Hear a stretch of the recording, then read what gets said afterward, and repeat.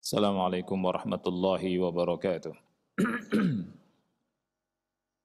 Innal hamdalillah nahmaduhu wa nasta'inuhu wa nastaghfiruh wa na'udzu billahi min shururi anfusina wa min sayyiati a'malina. Man yahdihillahu fala mudilla lahu wa man yudlil fala hadiya lahu. Asyhadu an la ilaha illallah wahdahu la syarika lahu wa asyhadu anna Muhammadan abduhu wa rasuluh.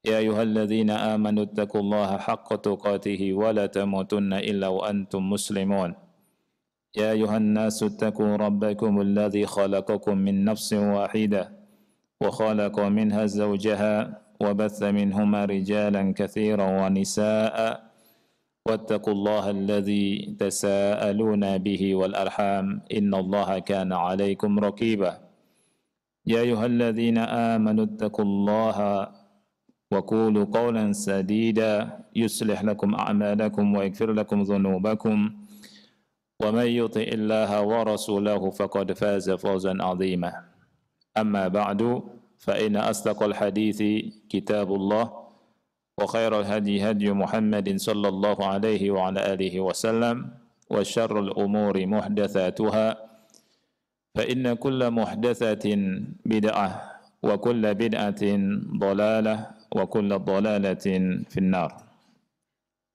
Ahibati fillah, ikhwani wa akhwati fillah rahimani wa rahimakumullah.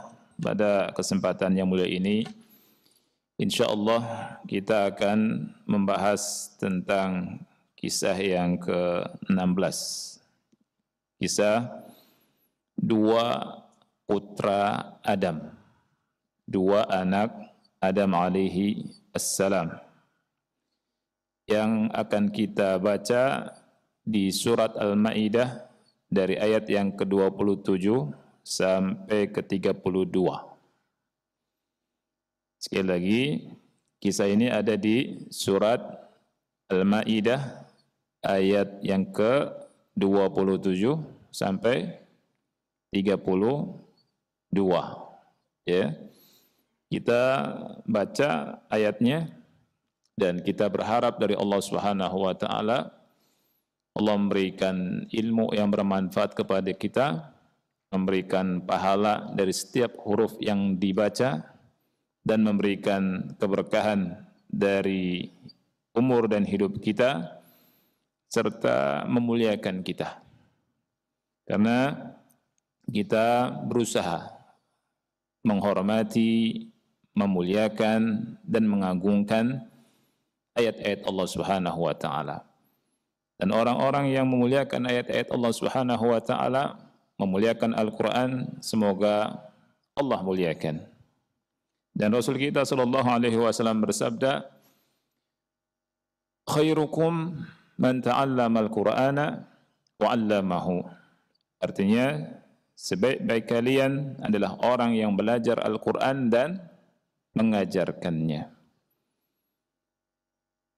Kita membaca Al-Quran, membaca artinya, kemudian mendalami isinya. Ini masuk dalam hadis ini. Ya. Karena belajar dan mengajar Al-Quran itu, kata Ibnu Qayyim, belajar dan mengajarkan bacaannya, kemudian belajar dan mengajarkan maknanya, isinya, ya. Dan itu yang paling penting. Yang paling penting itu memahami isi Al-Quran. Maksud diturunkannya Quran. Karena Al-Quran Allah turunkan, kata Syekh Muhammad bin Shalih Al-Utsaimin, untuk 3 hal. Yang pertama untuk dibaca sebagai tilawah. Dan hendaknya kita punya bacaan keseharian kita sebagai wirid, apakah di pagi hari, di sore hari, atau di siang hari, atau di malam hari. Kemudian kita juga mentadaburi Quran. Tadabbur ini salah satu tujuan diturunkannya Quran. Allah berfirman dalam surat Shad ayat 29, "Kitabun anzalnahu ilaika mubarakun liyadabbaru ayatihi wa liyatadzakkara ulul albab."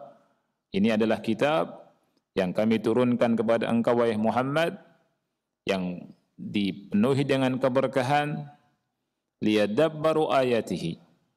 Ini maksud diturunkannya Quran, agar mereka mentadaburi ayat-ayatnya.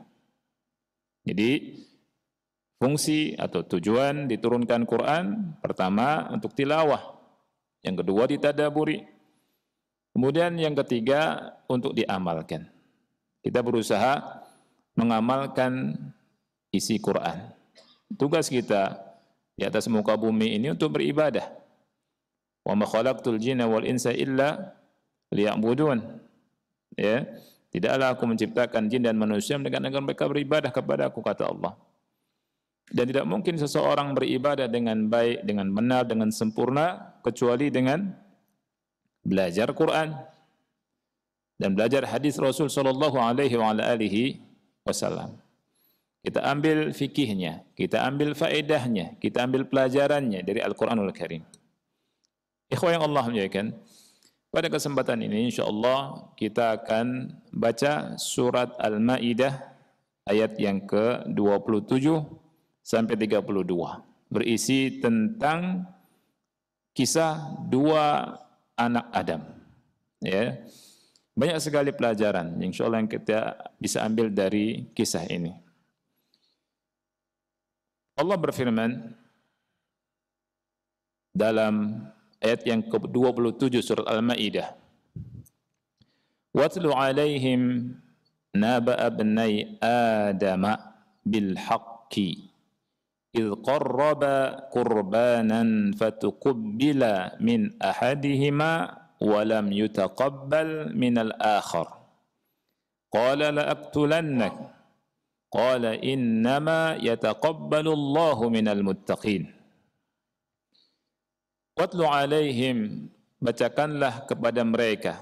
Khitabnya kepada Nabi Muhammad SAW. Ya, wahai Nabi Muhammad, bacakan kepada mereka, terutama orang-orang Yahudi, ya, dan kepada manusia. Baca pada kita semua. Tentang apa?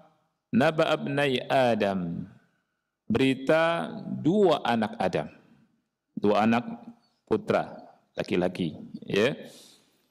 Siapa yang dimaksud? Para mufassirin menyebutkan nama, yakni Qabil dan Habil. Tetapi ulama seperti Syekh Ali Hasan, ya, kemudian penulis buku ini juga itu mengatakan dua nama ini tidak ada dalam Quran dan Sunnah, hanya saja disebut oleh para mufassirin, Qabil dan Habil. Nah, bacalah atau bacakan pada mereka berita tentang dua anak Adam bil haq, dengan hak. Idh qarraba qurbanan, ketika keduanya mempersembahkan kurban. Ketika keduanya mempersembahkan kurban. Jadi syariat kurban sudah ada sejak zaman dahulu. Ya. Nah, di sini kata ulama tidak disebutkan kurbannya apa. Ya, tapi sebagian mufassir menyebutkan. Makanya pakai kil dikatakan kurbannya itu kalau Habil berkurban dengan ini, dengan sebaik-baik yang dia punya. Harta yang dia punya itu kambing. Dia kurban dengan kambing yang paling bagus. Kalau Qabil berkorban dengan seburuk-buruk yang dia miliki. Yaitu apa? Dia karena suka bercocok tanam, ya, hasil tanaman yang jelek dia kurbankan. Ini sebagian mufassirin menyebutkan hal ini. Fatuqubila min ahadihima walam yutaqabbal minal akhar. Kemudian diterima dari salah satu dari keduanya, tidak diterima dari yang lain. Diterima dari Habil, tidak diterima dari Qabil. Ya. Dan tanda diterimanya, sebagian mufassirin menyebutkan ada api. Api yang menyambar kurban tersebut. Ya. Kemudian yang tidak diterima itu berkata, qala la aqtulannak. Qala la'aqtulannak. Dia berkata, aku akan membunuhmu dengan 3 takkid. Lam takkid, kemudian dia dengan nun takkid juga. Di sini nun taukid tsaqilah. Pasti aku akan membunuhmu. Ya. Kenapa dia ingin membunuh? Karena ada hasad. Ya. Ada hasad dari siapa? Dari si Qabil ini. Ini bahayanya hasad. Hasad ini adalah penyakit yang sangat mengerikan. Ya. Kemudian dijawab sama Habil, qala innama yataqabbalullahu minal muttaqin. Sesungguhnya Allah menerima amalan hanya dari orang-orang yang bertakwa. Jadi hasad inilah yang penyakit yang sangat berbahaya, yang menjerumuskan iblis, ya, dan menjerumuskan si Qabil ini. Jadi dosa pertama kali yang dilakukan di langit karena hasad. Dan dosa yang pertama kali dilakukan di dunia juga karena hasad. Apa itu hasad? Hasad itu, kata ulama, dan ini hasad yang tercela, an yatamanna al-hasidu an tazulan ni'mah min indi akhihi sawa'un intaqalat ilaihi am la. Jadi hasad itu adalah seseorang berharap nikmat yang ada pada saudaranya hilang. Baik berpindah pada dia atau tidak, yang penting hilang sudah. Dan dia benci sama nikmat yang ada pada orang tersebut. Ya. Nah, di antara contoh hasad dan hasad yang tercela ini, ya, iblis. Ketika Allah Subhanahu wa taala menciptakan Adam dengan tangannya, meniup Adam, ya, memberi ruh kepada Adam, kemudian memerintahkan para malaikat untuk apa? Sujud kepada Nabi Adam, kemudian juga mengajarkan nama segala sesuatu, membuat iblis hasad. Ya. Oleh karena itu, hasadnya ini menghalangi dia dari kebaikan. Tidak mau sujud. Ya. Wa idh qulna lil malaikati isjudu li Adama fasajadu illa iblis aba wastakbar. Dia enggan. Dia istikbar. Akhirnya apa? Dihukumi orang kafir. Wa kana minal kafirin. Dihukumi kafir sama Allah. Karena apa? Hasad. Tidak cukup sampai situ. Karena hasad, dia berusaha untuk mengeluarkan Adam dari mana? Dari sorga. Tidak cukup sampai situ. Karena hasad, dia mengumandangkan peperangan dengan anak cucunya sampai hari kiamat. Dan berdoa kepada Allah Subhanahu wa taala agar ditunda kematiannya sampai hari berbangkit, hari kiamat, dan dikabulkan. Ini semua yang menyebabkan apa? Hasad, penyakit hasad. Ya. Kemudian Yahudi dan Nasrani juga mereka jadi kufar, ya. Hasad kepada siapa? Kaum muslimin atas nikmat Islam. Ini yang perlu kita sadari. Mereka itu hasad kepada kaum muslimin karena kaum muslimin berada dalam agama yang diridhoi oleh Allah, agama Islam. Ya. Oleh karena itu kita jangan minder sama mereka. Mereka itu hasad. Makanya ada orang Yahudi datang ke Umar bin Khattab. Ya. Dia berkata, ada satu ayat.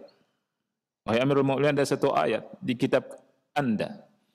Kalau ayat ini turun kepada kami, ma'syarul Yahud, niscaya akan kami jadikan harinya sebagai hari apa?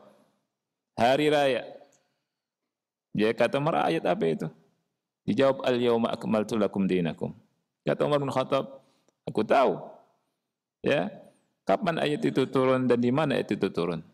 Dan setiap tahunnya, ya, itu kita kaum muslimin harus mengingatnya. Ayat itu turun di mana? di Arafah, ya, di mana kaum muslimin kumpul di situ, haji. Subhanallah. Dan di tanggal 9 Zulhijjah. Nah, orang-orang Yahudi dan orang-orang Nasrani hasad sama kaum muslimin. Sehingga hasadnya ini mereka benci sama kaum muslimin, ingin agar kaum muslimin keluar dari agama Islam. Antum bisa baca di antara surah Al-Baqarah 109. Wadda katsirun min ahli al-kitab law yaruddunakum min ba'di imanikum kuffara. Jadi banyak sekali di kalangan ahli kitab ingin mereka mengembalikan kalian kepada apa? Kekafiran setelah keimanan kalian, setelah keislaman kalian. Karena apa? Hasadan min indi anfusihim. Kan hasad dari diri mereka.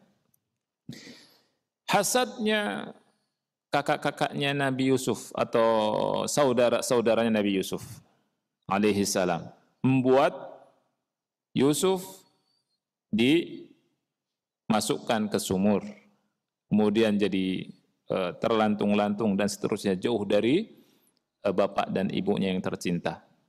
Ya. Tapi perlu diketahui bahwa hasad ini, ikhwani fillah, bukannya malah membuat orang yang hasad jadi bahagia, tapi malah jadi sengsara. Malah jadi apa? Sengsara. Baik. Sengsaranya apa?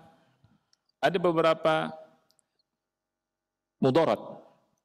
Kemudaratan, artinya hal yang sangat berbahaya buat orang yang hasad.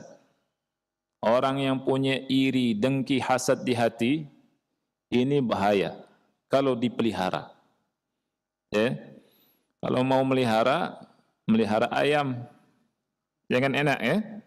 Bisa itu sembelih, disate, dimakan. Kalau melihara hasad, udah jadi penyakit. Makanya kita harus tengok hati kita, bersihkan dari penyakit-penyakit itu, agar kita menjadi orang yang bahagia. Kata ulama, amma dararuhu bil hasid fa min wujuhin katsirah. Jadi kemudaratan untuk orang yang hasad itu banyak dari berbagai sisi.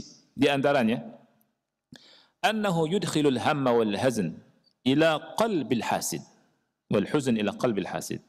Jadi hasad itu memasuki hati orang yang hasad menjadi apa? Sedih. Membuat sedih, gelisah, gundah gelana, sempit hati.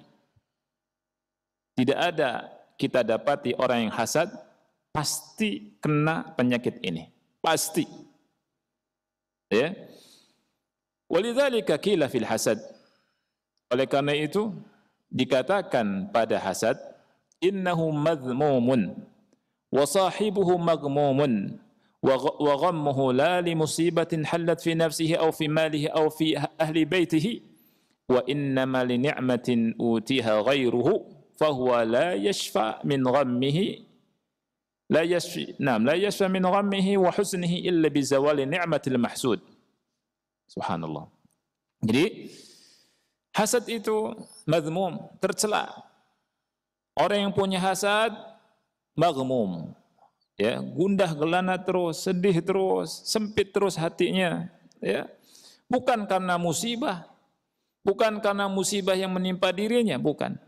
Bukan karena musibah yang menimpa hartanya, atau bukan karena musibah yang menimpa keluarganya. Tetapi apa? Karena ada kenikmatan, kesenangan yang Allah berikan kepada orang lain. Dikasih nikmat, tambah sempit, tambah sedih, tambah susah. Ya. Lihat tetangganya kanan dapat nikmat, tambah sempit datanya, tambah sakit. Lihat sebelah kirinya, tambah sakit.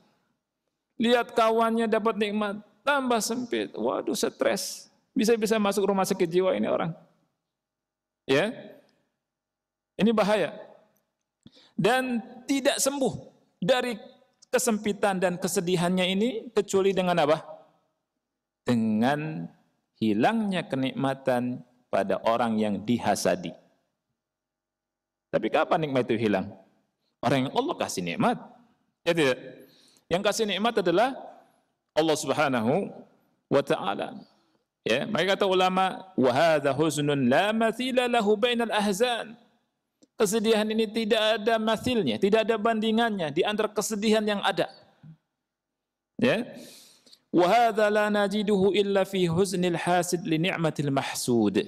Ini kita tidak dapati kecuali pada kesedihan orang yang punya hasad ketika melihat nikmat yang ada pada si mahsud. Ini yang pertama. Jadi kesedihannya terus-menerus. Makanya kita perhatikan hati kita ini. Ada hasad tidak sama orang lain, saudara kita, kawan kita, tangga kita, ya, dan seterusnya. Kalau ada, segera dihilangkan. Dibersihkan hati dari penyakit hasad ini. Hanya bukan malah bagus, jadi malah jelek. Yang kedua, annal hasada yajuru ila ma'siyatillahi bi mukhalafati amrihi aw bi fi'li ma nahahu. Hasad itu bisa menyeret orang ke dalam maksiat, memaksiati Allah. Karena apa? Menyelisihi perintahnya atau melakukan larangannya. Walaqad kana al-hasadu awwala dhanbin usiyallahu bihi fi sama'. Hasad itu dosa yang pertama kali yang mana Allah dimaksiati di langit. Wa awwalu dzambin usiya bihi fil ard. Dan dosa pertama kali yang Allah dimaksiati di bumi. Ya. Iblis hasad kepada Adam. Kemudian di bumi siapa yang pertama kali? Qabil bunuh Habil. Karena apa itu semua? Hasad. Dan akhir dari kesudahan orang yang hasad, kesengsaraan dan kesengsaraan, kebinasaan dan kebinasaan, kesusahan dan kesusahan, kesulitan dan kesulitan, kesempitan dan kesempitan. Ini hasad, ngeri ya. Kemudian yang ketiga, annal hasida fi hasadihi liman haulahu ka'annama yatasakhat ala qada'illah. Jadi orang yang hasad itu melihat orang sekitarnya seakan-akan dia apa? Murka dengan takdir, dengan ketentuan Allah Subhanahu wa taala. Murka sama ketentuan Allah. Ya? Enggak mau nerima. Ini ngeri kan? Jadi Allah kasih nikmat kepada orang lain, dia enggak ridha. Padahal siapa yang ngasih nikmat? Allah Subhanahu wa taala. Ya? Bahkan bisa membuat perkara yang lebih besar dari itu, bisa menyeret kepada murtad hasad ini. Ini kata ulama. Ya. Yang keempat, annal hasada yusawidu qalbal hasid wa yushghiluhu an dzikrillah wa hadha khusranun 'azimin lil hasid. Hasad itu membuat hati orang menjadi hitam, gelap. Jadi menggelapkan hatinya. Ya.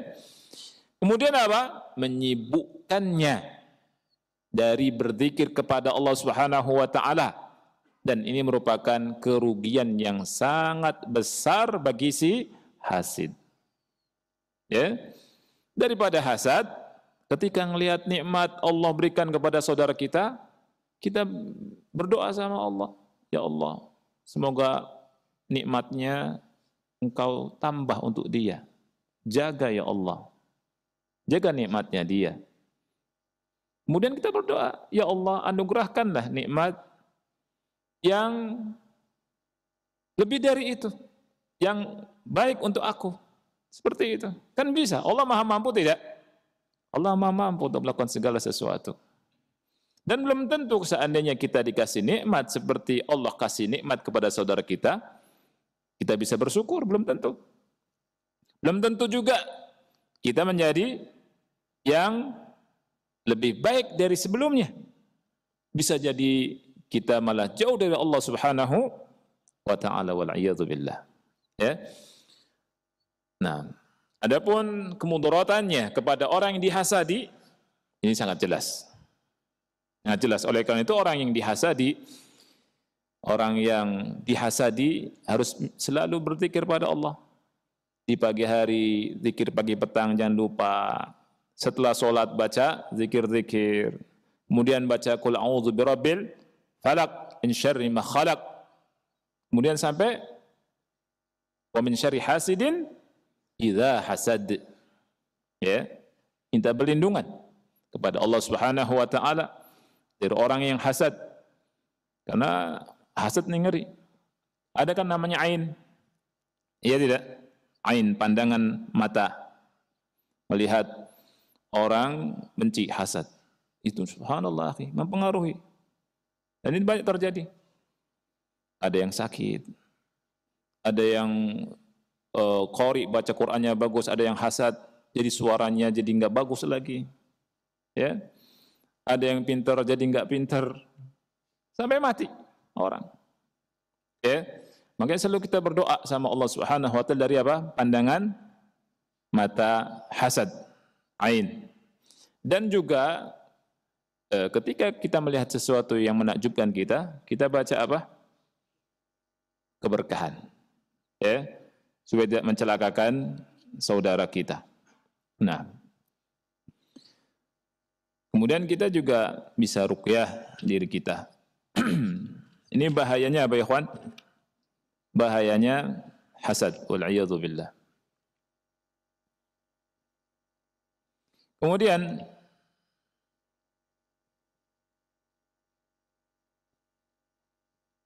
kita lihat di ayat yang ke-27, Habil berkata, "Innama yataqabbalullahu minal muttaqin." Sesungguhnya yang Allah nerima itu hanya dari orang yang bertakwa. Kemudian di ayat yang selanjutnya, la in basatta ilayya, la in basatta. Bacanya gimana? Basatta. Di sini ada idgham apa, siapa yang tahu? Basatta, bukan basatta, tapi basatta. Mutaqarribain belum. Bila gunah bukan. Mutajanisin. Ahsanta, barakallahu fik. Ada idgham mutajanisin. Basatta. Nah. La in basatta ilayya yadaka litaqtulani ma ana bibasiti yadiya ilayka liaqtulak. Inni akhafu Allah Rabbal Alamin. Ini karena keimanan. Kata Habil, kita ikuti nama dari mufassirin ya. Kata Habil, apabila engkau menggerakkan tanganmu kepadaku untuk membunuhku, ma ana bibasiti yadiya ilaika liaqtulak. Aku tidak akan menggerakkan tanganku kepadamu untuk membunuhmu. Inni akhafullaha rabbal alamin. Sesungguhnya aku takut kepada Allah, Rabb alam semesta. Ini karena keimanan. Orang yang beriman gak mungkin bunuh orang, akhi. Ya. Jadi orang yang membunuh orang lain tanpa hak, ini dosanya sangat besar, sangat mengerikan. Ya. Sangat mengerikan. Jadi Allah Subhanahu wa taala berfirman dalam surat An-Nisa ayat 93, "Wa may yaqtul mu'minan muta'ammidan fajazaohu jahannam khalidan fiha wa ghadiba Allah 'alaihi wa la'anahu wa a'adda lahu 'adzaban 'azima." Ini membunuh dengan sengaja. Barang siapa yang membunuh seorang mukmin dengan sengaja, fajazaohu jahannam, maka balasannya neraka jahannam khalidan fiha, dia kekal selama-lamanya di dalamnya. Yang pertama. Yang kedua, wa ghadiballahu alaihi, Allah murka padanya. Yang ketiga, wa la'anahu, dan Allah melaknatnya. Yang keempat, Allah siapkan untuknya azab yang besar. 4 yang disiapkan sama Allah untuk orang yang membunuh orang yang beriman dengan sengaja. Kalau membunuh tanpa sengaja juga bahaya. Membunuh tanpa sengaja boleh tidak? Ya sebenarnya enggak boleh. Ya. Ngeri tapi. Nah, bunuh tanpa sengaja, ikhwani fillah, itu apa yang harus dikeluarkan? Diyat sama kafarat. Diyat sama kafarat. Ya. Contoh bunuh dengan tanpa sengaja itu gimana tuh? Ya, pas lagi nyupir mobil kencang melebihi batas. Ya. Ada orang tabrak, mati orang itu. Ini bunuh tanpa sengaja, tapi dia dosa nih. Ya, melampaui batas. Atau ini syibu muta'amid ini, ngeri.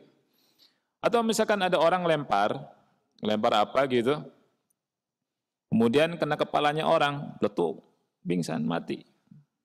Ini dia nggak sengaja bunuh dia. Tapi karena perbuatannya mati itu orang.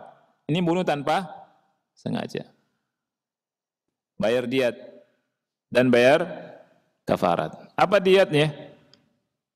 100 onta. Nah, antum hitung aja satu ontanya berapa duit? Ya.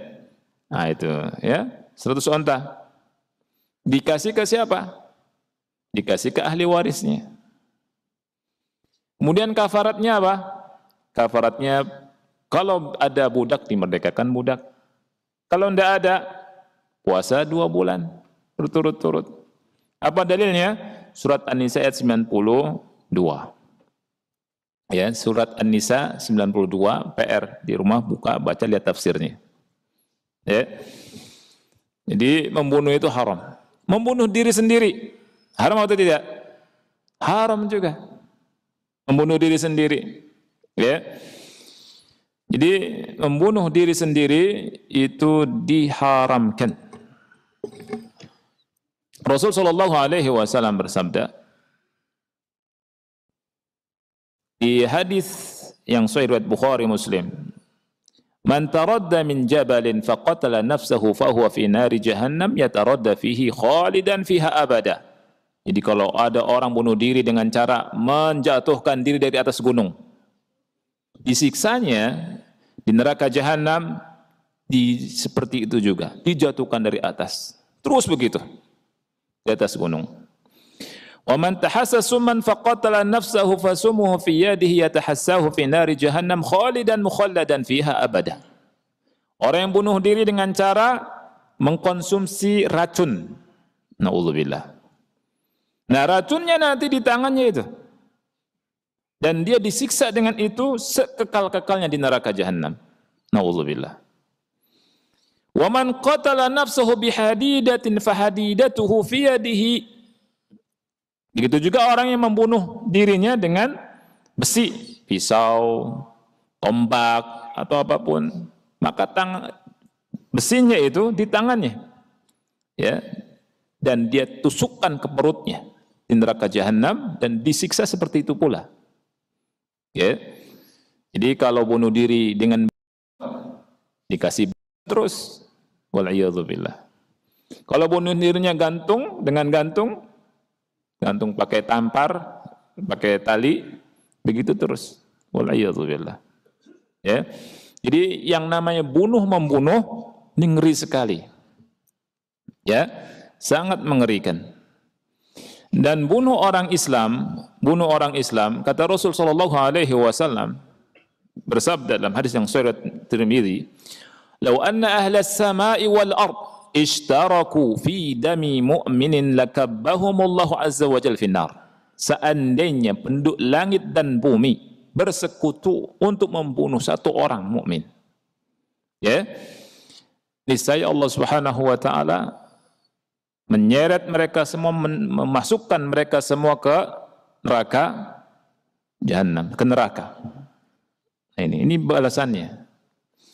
Kemudian dalam hadis yang sahih riwayat Ibnu Majah, la zawalud dunya ahwanu 'ala Allah min qatli mu'minin bighairi haqq. Hancurnya dunia ini lebih ringan atas Allah Jalla wa Ala daripada membunuh satu orang mukmin. Hancurnya satu dunia ini. Kemudian Rasul SAW juga bersabda, "Kullu dhanbin asallahu an yaghfirah illa ar-rajula yamutu musyrikan aw yaqtulu mu'minan muta'ammidan." Semua dosa mudah-mudahan Allah ampuni, kecuali seseorang yang mati dalam keadaan musyrik dan seseorang yang membunuh orang mukmin dengan sengaja. Wal'iyadzubillah. Yang lainnya, Rasul bersabda dalam hadis yang sahih riwayat Bukhari, la yazalu al-mar'u fi fushatin min dinihi ma lam yusib daman harama. Senantiasa seseorang berada dalam kelapangan dalam agamanya selama dia tidak menumpahkan darah yang tidak seharusnya untuk ditumpahkan, ya, darah haram. Nah, ini banyak hadis bercerita atau berbicara tentang haramnya membunuh jiwa tanpa hak, ya. Nah, kemudian kita lihat di ayat yang ke-29, ya. Inni uridu an tabu'a bi itsmi wa itsmika fatakuna min ashabin nar wa dzalika jazaa'u adh-dhalimin. Sesungguhnya aku ingin engkau kembali dengan membawa dosa membunuh, telah membunuhku. Membunuh kan dosa. Nanti kau bawa tuh dosa ini. Dan juga membawa dosamu yang kau miliki selain dosa ini. Fatakuna min ashabin nar. Engkau nanti menjadi penduduk api neraka. Wa dzalika jazaa'udz zalimin, dan inilah jaza. Ini jaza artinya apa? Balasan orang yang zalim. Fatawwa'at lahu nafsuhu qatla akhihi faqatalahu fa asbaha minal khasirin. Maka nafsunya si Qabil ini mendorongnya untuk membunuh saudaranya. Faqatalah, maka dia pun membunuhnya. Fa asbaha minal khasirin, maka jadilah dia termasuk orang yang merugi. Jadi orang yang membunuh orang yang beriman pasti merugi. Pasti. Ya, dan dia menjadi orang yang merugi. Kemudian ceritanya dia kebingungan untuk mau bagaimana ini. Dia bawa mayatnya si Habil ini, ya, dia bawa, ya. Sampai Allah memberikan apa? Ilham kepada Ghurab. Tahu Ghurab? Burung gagak. Faba'atsallahu ghuraban yabhatsu fil ardi liyuriyahu kaifa yuwari saw'ata akhi.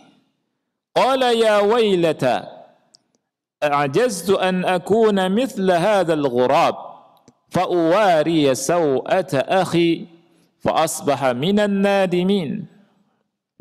Maka Allah Subhanahu wa taala mengutus burung gagak. Yabhatsu fil ardi. Burung gagak itu menggali tanah. Ya, diceritakan oleh mufassirin, ada dua burung gagak berantem. Satunya mati. Kemudian yang satunya menggali tanah. Kemudian dikubur. Subhanallah.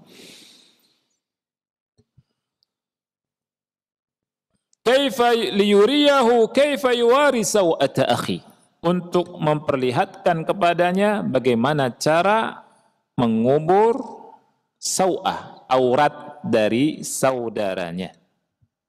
Ini menunjukkan jasadnya si mayit itu aurat semuanya, harus ditutup.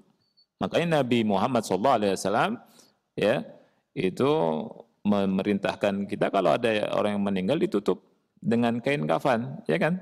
Semuanya ditutup. Tidak dibuka. Kepalanya juga ditutup. Kecuali meninggal dalam keadaan apa? Ihram.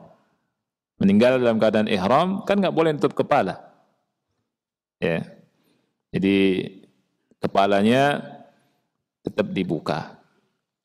Dan orang yang meninggal dalam keadaan ihram nanti dibangkitkan dalam keadaan bertalbiyah. Subhanallah. Juga orang yang mati syahid ketika berjihad, ya, ketika berjihad. Nah, qala ya wailata, dia berkata ya wailata, aduhai celakanya aku. a'jaztu an akuna mithla hadzal ghurab.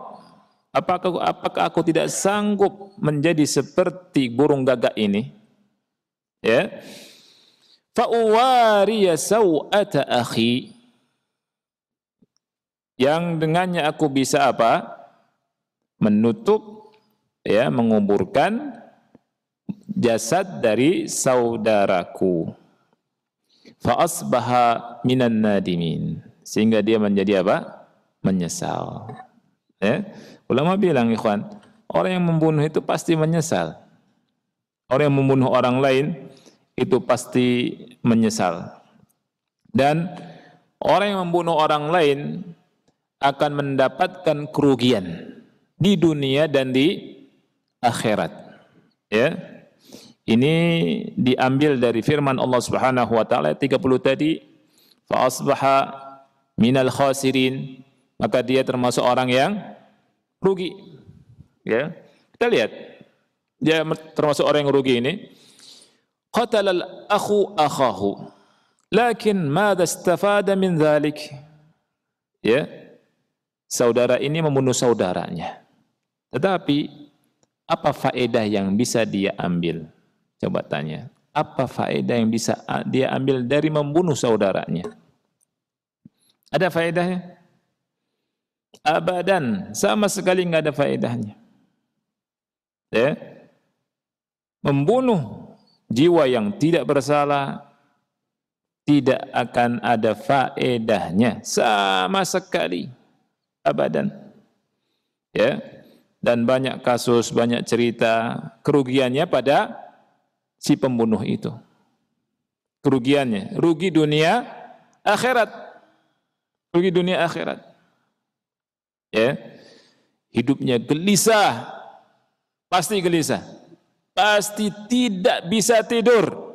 Itu pasti. Ya. Pasti dia susah, sulit, sempit, dan selalu dalam kekhawatiran. Selalu dalam kegelisahan. Ini pasti. Allah enggak diam. Ya. Selalu merasa dikejar-kejar. Itu. Nah. Hal haqqaqa muradahu wa ahdafahu? Apakah saudaranya ini bisa mewujudkan apa yang dia inginkan? Jawabannya tidak. Hal nala ma wa'adahu bihi syaitanuhu al-la'in wa nafsuhu asy-syarirah? Innahu lam yajni min safki dami akhihi khaira wa lam yastafid minhu syai'a. Ya. Jadi sama sekali dia tidak mengambil manfaat dari membunuh saudaranya sama sekali, bahkan dia menjadi orang yang merugi. Ya. Yang pertama kerugiannya disebutkan di sini, annahu khasira akhahu indama safaka damahu. Dia merugi kehilangan saudaranya karena saudaranya sudah mati. Ya kan? Yang kedua, annahu khasira walidayhi wa ahlahu haitsu ghadibu alaihi li jarimatih. Dia rugi kenapa? Kedua orang tuanya dan saudara-saudaranya atau keluarganya marah, murka pada dia karena tindakan pidana yang dilakukan ini.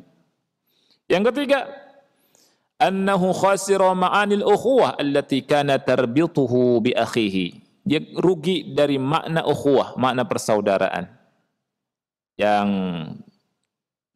awalnya terikat dengan saudaranya itu. Ya. Kemudian rugi yang keempat, annahu khasira kulla ma'anil insaniyatil khayrah. Dia rugi, hilang makna kemanusiaan daripada dirinya. Enggak ada, dia enggak punya sifat kemanusiaan. Ya. Yang ada peri apa? Ya, iya, binatang gitu ya. Nah, dia nggak punya sifat kemanusiaan, hilang. Ma'ani al-insaniyah al-khairah nggak ada, nggak dimiliki. Ya, tidak ada rahmah, tidak ada kasih sayang, tidak ada cinta, tidak ada tasamu, ya, nggak ada. Orang yang dikasih kasih sayang pada hatinya, sayang lihat saudaranya. Sayang tidak, akhi? Sayang. Borok-borok bunuh. Ya. Mukul saja enggak berani karena sayang. Atau enggak mau. Ngomongin saja enggak berani kan dia saudara. Dia kita sayangi. Makanya kita minta sama Allah ikhwani fillah agar Allah kasih sifat sayang di hati kita. Ya. Ada hadis Nabi SAW. Irhamu man fil ar, yarhamkum man fis sama. Kasihanilah, sayangilah makhluk Allah yang ada di muka bumi. Allah yang ada di langit pasti menyayangi kamu. Ini kata siapa? Rasul sallallahu alaihi wasallam. Rasul sallallahu alaihi wasallam. Kalau kita ingin disayang sama Allah, kita harus punya sifat sayang. Sama semua makhluk, apalagi manusia. Sama hewan saja harus sayang. Hewan harus sayang. Dalam setiap jantung yang basah itu ada pahala. Kalau subhanallah dalam hadis diceritakan ada pezina wanita lihat anjing kehausan dikasih air minum masuk surga. Padahal anjing ya. Tetapi perlu diketahui anjing itu tidak boleh dipelihara kalau nggak ada sebab. Ya. Anjing, hewan, makhluk Allah yang kita kasihan, kita nggak boleh bersemena-mena. Nggak boleh semena-mena itu maksudnya gimana? Maksudnya kalau ada anjing, dilempar pakai batu. Itu haram. Kalau kita lihat anjing, kehausan, kelaparan, boleh nggak kasih makan? Boleh kasih makan. Boleh kita kasih makan dia. Dapat pahala tidak? Dapat pahala. Tapi jangan kita pelihara. Karena kalau kita pelihara kenapa? Berkurang pahala dari yang kita miliki 1 qirat setiap harinya. Dan biasanya orang yang melihara anjing itu orang kafir. Orang-orang Islam nggak melihara anjing. Anda ingat ceritanya Ibrahim bin Adham. Ibrahim bin Adham ikhwan jenggotan kan? Jenggotan, lagi jalan, ada orang Yahudi bawa anjing. Nah, lihat orang Yahudi biasa bawa anjing. Orang Yahudi ini ingin membuat Ibrahim bin Adham marah. Dia bilang, ya Ibrahim, alihiyatuka atharu min dhanabi hadzal qalb am dhanabu hadzal qalb atharu min lihiyatik? Wahai Ibrahim, jenggotmu itu lebih suci dari ekor anjingku atau ekor anjingku lebih suci dari jenggotmu wahai Ibrahim? Waduh, ya. Kalau kita gimana, akhi? Kurang asem. Kan gitu. Belum tahu saya nih orang nih. Gitu ya? Tapi subhanallah dengan tenang Ibrahim bin Adham bilang in kanat fil jannah la hiya atharu min dhanabi kalbik wa in kanat fin nar la dhanabu kalbika atharu minha. Seandainya jenggotku masuk surga, niscaya ia lebih suci daripada ekor anjingmu. Dan seandainya jenggotku masuk neraka, ekor anjingmu lebih suci daripada jenggotku. Subhanallah. Langsung orang Yahudi bilang, asyhadu an la ilaha illallah wa asyhadu anna Muhammadar Rasulullah. Masuk Islam, akhi. Ya. Ini akhlak. Nah, jadi yang biasa orang Islam harus ngerti. Kalau melihara anjing itu bisa mengurangi pahalanya setiap hari 1 qirat. Rugi tidak? Rugi, akhi. Ada kita beramal saja belum tentu diterima. Ini sudah pasti dikurangi. Na'udzubillah. Ya. Tapi kalau melihara anjing untuk jaga pertanian, ya ada perlunya, ya, itu lain masalah. Nah, jadi orang yang bunuh orang ini hilang rasa kasihannya, sayangnya hilang. Ya.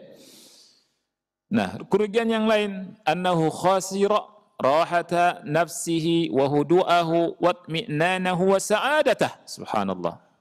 Orang yang bunuh orang akan rugi. Hilang ketenangannya, kata ulama. Hilang dari dirinya sa'adahnya, kebahagiaannya, hilang. Ya, kalau antum ingin melihat orang yang paling sengsara, itu orang yang bunuh orang. Walaupun dia ketawa, hatinya nangis. Ya, walaupun dia ketawa, malamnya dia tidak bisa tidur. Walaupun tidur, bangun lagi, takut sama Allah. Takut dibalas. Ya, di dunia disiksa sama Allah. Belum di akhirat. Ya, nggak ada baiknya bunuh orang. Ini sebagian orang bunuh orang kayak mitas nyamuk. Wal'iyadzubillah. Ya, nggak ada. Islam nggak ngajarkan begitu. Antum tahu dari sini bahwa Islam nggak ngajarkan teroris. Islam ya tidak ngajarkan ngaco.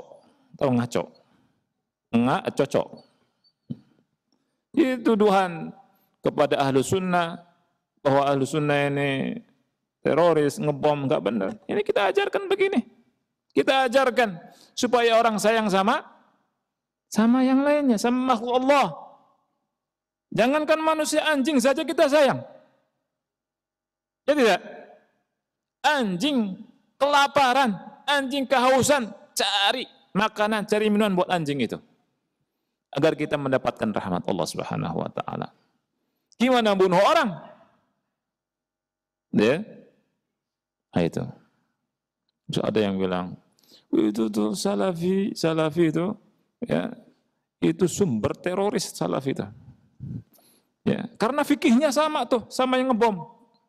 Ini orang bahlulnya minta ampun. Wallah sebahlul-bahlulnya orang ini. Ya. Sudah dipenuhi hatinya dengan hasad. Hasad sama ahlus sunnah, sama salafiyin. Bahayanya hasad. Ya tidak? Hasad ini ngeri. Jadi enggak adil cara menimbangnya. Ya. Tapi salafiyin tersenyum saja. Karena kita berharap pahala dari siapa?